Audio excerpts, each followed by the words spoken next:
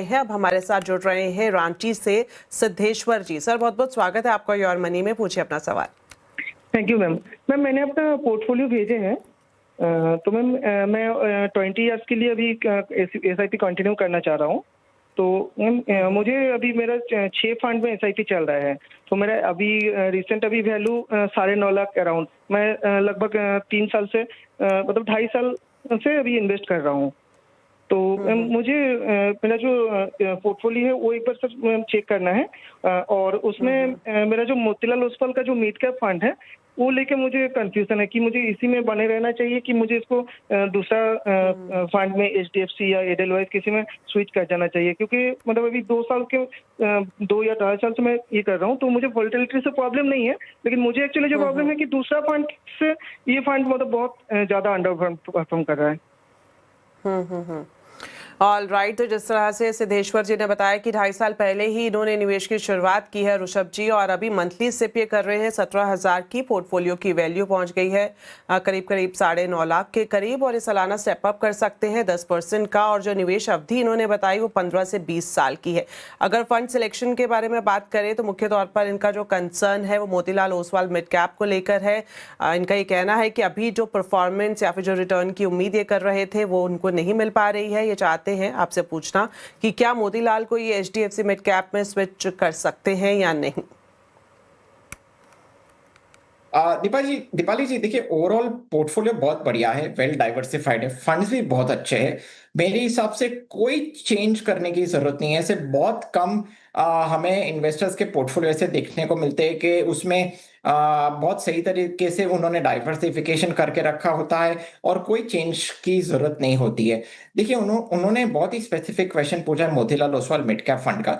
देखिए कुछ साल पहले Motilal Oswal mid cap fund for the star performer. Okay, over the past 18 to 24 months, करीबन 18 से 24 महीने में मार्केट्स ने बहुत अच्छा रिटर्न्स नहीं दिया है। अगर आप लार्ज कैप इंडाइसेस को देखें तो करीबन 10% 11% का ड्रॉडाउन दिखाई दिया है लार्ज कैप इंडाइसेस में, और मिड कैप और स्मॉल कैप का जो इंडाइसेस है करीबन -15% टू -30% के रेंज में नेगेटिव रिटर्न्स मिड कैप्स और स्मॉल कैप्स ने दिए हैं at the index level. Okay, so Motilal Oswal mid cap fund is no different, क्योंकि वो मिड कैप फंड है तो बहुत ही स्वाभाविक है कि मिड कैप फंड शार्पली नीचे गिरेगा ही। और मोतीलाल ओसवाल का जो पोर्टफोलियो है वो कंपैरेटिवली कॉन्सेंट्रेटेड पोर्टफोलियो है, मगर बहुत ही अच्छा फंड है। कोई कोई चेंज नहीं हुआ है मैनेजमेंट में, कोई फिलॉसफी में चेंज नहीं हुआ है, फंड मैनेजर में कोई चेंज नहीं हुआ है।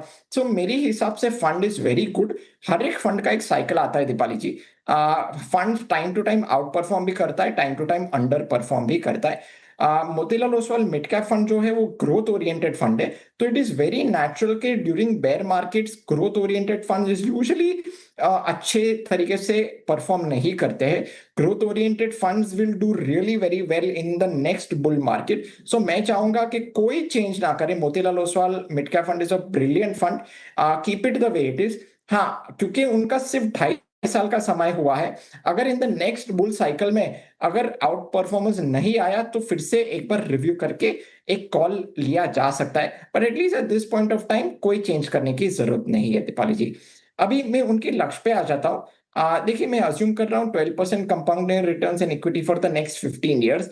जो 17,000 का जो SIP कर रहे हैं प्लस 10% एनुअल टॉपअप, प्लस उनका जो पोर्टफोलियो वैल्यू जो 9.5 लाख का पोर्टफोलियो वैल्यू है वो करीबन 2 करोड़ के आसपास वो कंफर्टेबली वो इकट्ठा कर पा रहे हैं। मगर at least at this point of time कोई चेंज करने की जरूरत नहीं है पोर्टफोलियो लेवल पे।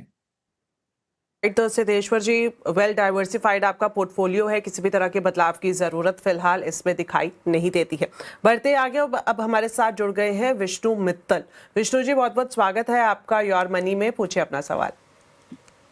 नमस्कार मैम, थैंक यू मेरा क्वेश्चन लेने के लिए। मैम मैंने अपना पोर्टफोलियो शेयर कर रखा है जिसमें मेरी कुछ SIP चल रही हैं, कुछ एक SIP 2018 से चल रही है।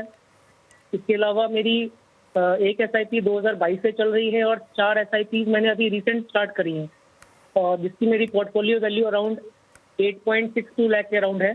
इसके अलावा मेरी NPS में 50,000 पर ईयर सुकन्या समृद्धि में पोर्टफोलियो वैल्यू 5 लाख है, LIC में मैं साल के 80,000 रुपये भरता हूँ और EPF मेरा हर महीने का 1800 कटता है। तो मैं ये जानना चाह रहा था कि मेरी बेटी की एजुकेशन, मैरिज और मेरी रिटायरमेंट के लिए मैंने एक कॉर्पस मतलब प्लान करने का सोचा हुआ है, तो आप प्लीज़ मुझे गाइड करें कि ये मेरा पोर्टफोलियो सही है क्या और आगे क्या करना चाहिए। Thank you. जी बिल्कुल, बढ़िया है। जिस तरह से हम देख रहे हैं कि आपने उम्र के हर पड़ाव के साथ साथ अपना एक लक्ष्य यहाँ पर तय किया हुआ है। तो ऋषभ जी, इनकी उम्र की बात करें, 41 साल इनकी उम्र है। सिप की बात करें, 22,000 मंथली सिप ये कर रहे हैं और अभी इसमें जो पोर्टफोलियो की वैल्यू है वो करीब करीब 8.5 लाख को पार कर चुकी है। और इसके अलावा इन्होंने जो टारगेट रखा है, ये चाहते हैं कि 8 साल में बेटी की पढ़ाई के लिए 70 लाख का फंड इनको मिल जाए। 15 साल में बेटी की शादी करनी है, उसके लिए 50 लाख, 17 साल में रिटायरमेंट चाहते हैं और ये चाहते हैं कि उस वक्त इनके पास 2 CR का कॉर्पस हो। फंड में इन्होंने निवेश किया है, साथ ही साथ इनका एक मुश्त निवेश भी देखने को मिल रहा है। तो क्या राय है आपकी तरफ से? दीपाली जी, उनका गोल्स बहुत क्रिस्टल क्लियर है। पहले मैं उनके पोर्टफोलियो पे आ जाता हूं दीपाली जी।